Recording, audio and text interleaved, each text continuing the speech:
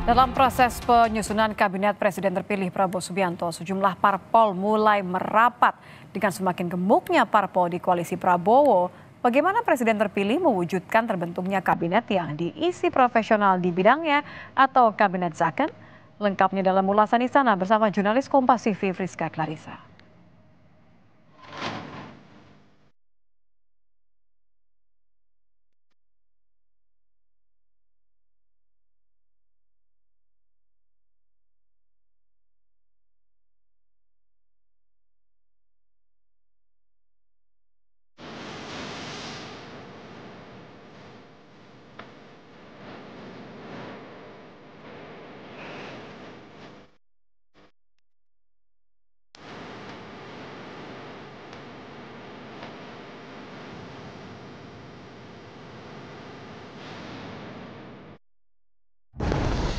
Dalam proses penyusunan kabinet Presiden terpilih Prabowo Subianto, sejumlah partai politik mulai intens merapat. Presiden Joko Widodo pun meminta jajarannya untuk mendukung penuh proses transisi. Lalu di tengah banyaknya parpol yang merapat usai pemilu, bagaimana mewujudkan visi kabinet zakon alias kabinet yang diisi para profesional di bidangnya? Lengkapnya dalam ulasan Istana. Bersama saya, Friska Clarissa.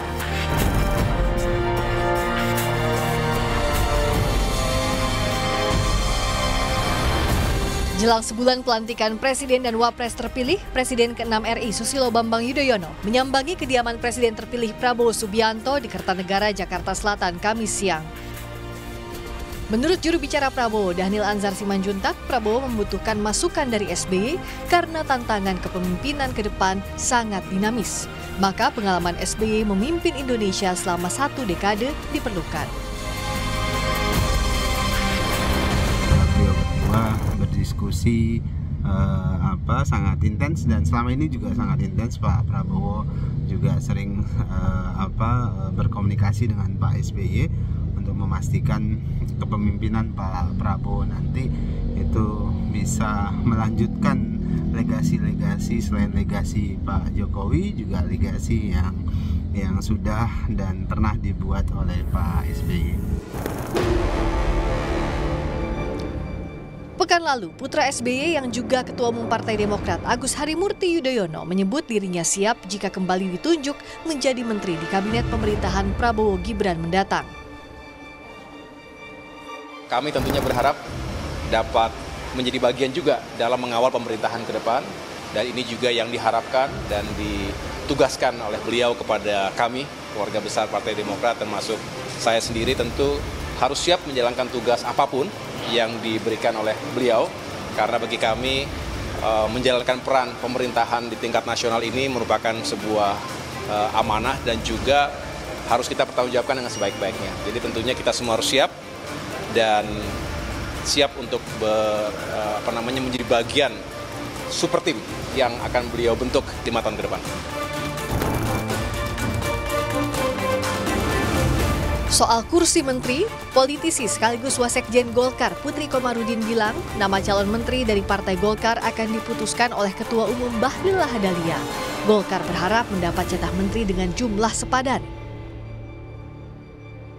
Kalau soal nama-nama itu kita menyerahkan full kepada Bang Bahlil sebagai Ketua Umum. Jadi kita percayakan beliau pasti mengetahui kader mana yang memang pantas ataupun siapa yang akan beliau ajukan dari Golkar untuk menjadi kandidat menteri dan juga calon wakil menteri. Untuk porsinya berapa banyak kira-kira?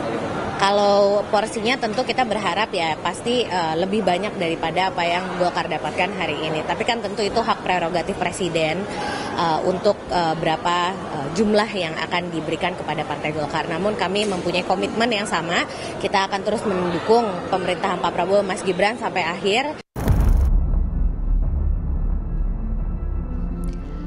Gerindra juga angkat bicara soal jatah menteri. Ketua Harian Partai Gerindra, Sufmi Dasko Ahmad menyebut hanya sedikit kader Gerindra yang bakal mengisi kabinet di pemerintahan Prabowo Gibran.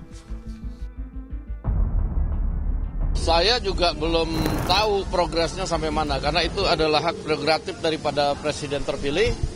Nah, beliau pada saat ini memang berkonsentrasi untuk menuntaskan nomenklatur, menuntaskan jumlah, dan menuntaskan kriteria yang akan mengisi kabinet yang akan datang. Demikian.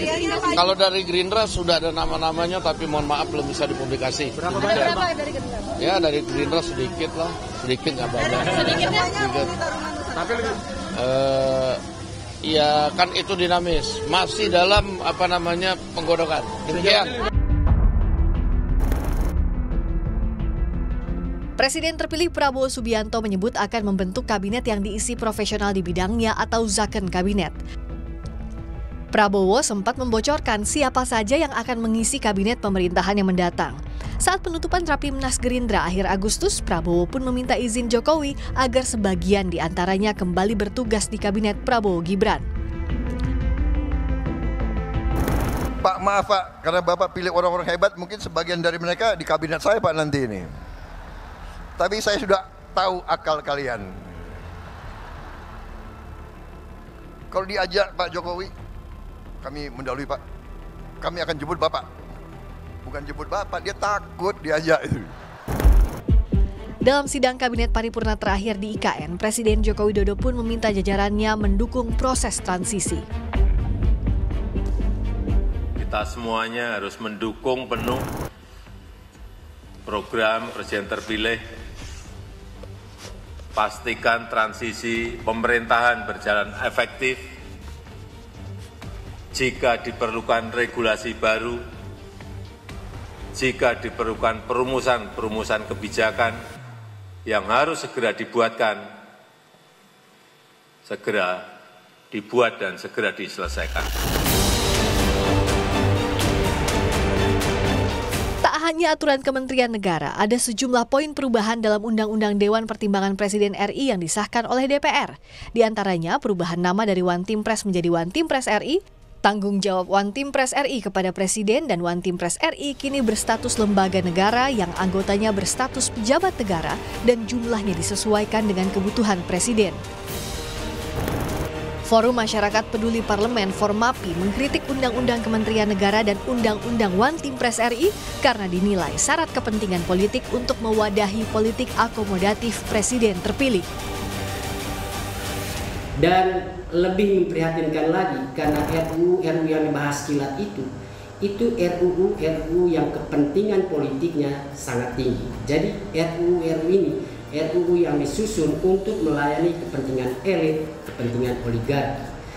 Dan RUU Kementerian Negara dan serta RUU Wantimpres ini adalah wadah untuk bisa mengakomodasi keinginan Presiden baru untuk menjadikan kabinet dan juga lingkup Wantimpres itu sebagai ruang akomodatif. Komposisi menteri di kabinet jadi sepenuhnya kewenangan Presiden terpilih sebagai pemegang hak prerogatif. Yang harus dipastikan Presiden dalam menjalankan tugas dan fungsinya nanti, Presiden harus terbebas dari tekanan berbagai pihak termasuk partai politik.